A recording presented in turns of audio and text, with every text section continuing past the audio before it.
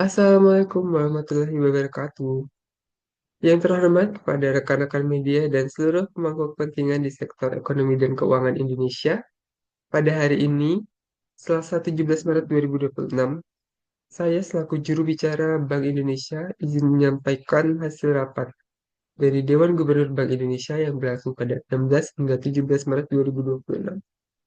Sebelum menyampaikan keputusan kami, izinkan saya terlebih dahulu memberikan gambaran mengenai kondisi perekonomian global yang melatar belakangi keputusan rapat Dewan Gubernur bulan ini.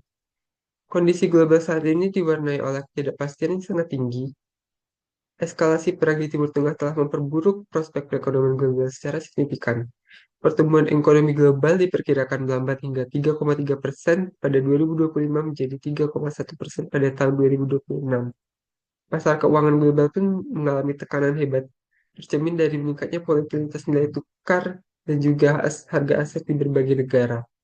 Di sisi domestik kita, momentum pertumbuhan ekonomi Indonesia tetap perlu terus dijaga, di mana inflasi kita, indeks harga konsumen tetap terkendali dan berada dalam sasaran kami di kisaran 2,5 plus minus 1%, serta cadangan devisa per akhir Februari 2026 tercatat sebesar 151,9 miliar dolar Amerika, serta dengan pembiayaan 6,1 bulan impor, jauh di atas standar kecukupan internasional.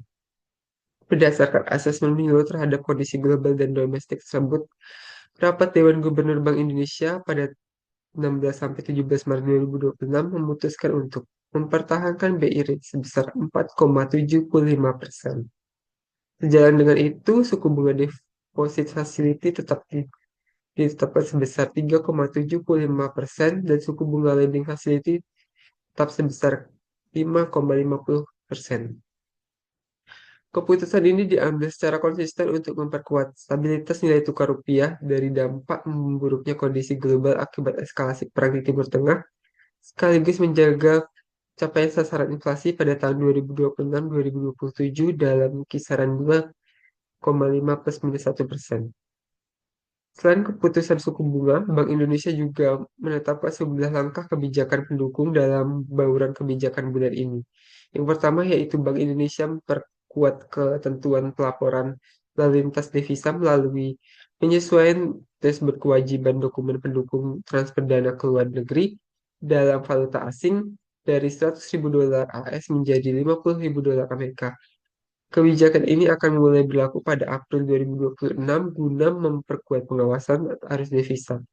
Yang kedua, Bank Indonesia meningkatkan efektivitas pelonggaran kebijakan makroprudensial melalui transparansi suku bunga dasar kredit, serta bersinergi dengan pemerintah melalui program Percepatan Intermediasi Indonesia atau PINISI untuk mendorong penyaluran kredit yang lebih luas kepada masyarakat. Yang ketiga yaitu Bank Indonesia akan meluncurkan Pusat Inovasi Digital Indonesia atau PD pada April 2026 untuk mengakselerasi transformasi ekonomi dan keuangan digital melalui program Hackathon dan Daya Digital Talenta Berdaya dan Berkarya. Langkah ini akan merupakan bagian dari respon terpadu Bank Indonesia dalam menjaga stabilitas dan mendorong pertumbuhan ekonomi Indonesia yang berkelanjutan. Mengenai kinerja neraca pembayaran, perlu saya sampaikan bahwa neraca perdagangan Indonesia pada Januari 2026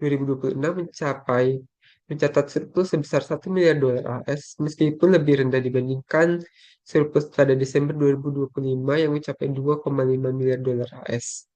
Hal ini mencerminkan adanya perlambatan permintaan global terhadap ekspor non-migas kita.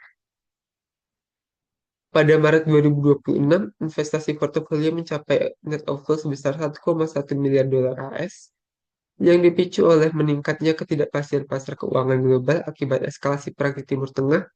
Namun demikian, Bank Indonesia menyatakan bahwa nilai tukar rupiah akan tetap stabil didukung oleh komitmen kebijakan kami, imbal hasil yang menarik, serta prospek pertumbuhan ekonomi Indonesia yang tetap baik.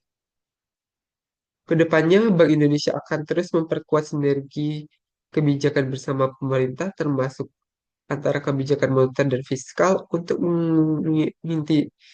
memitigasi dampak ketidakpastian global, sehingga stabilitas dan pertumbuhan ekonomi domestik tetap terjaga dengan baik. Demikian yang dapat saya sampaikan mengenai hasil rapat Dewan Gubernur Bank Indonesia pada bulan Maret 2026 ini. Bank Indonesia akan terus hadir, waspada, dan responsif dalam menghadapi dinamika global yang berkembang demi menjaga stabilitas ekonomi dan kesejahteraan seluruh rakyat Indonesia. Demikian, terima kasih. Saya ucapkan wassalamualaikum warahmatullahi wabarakatuh.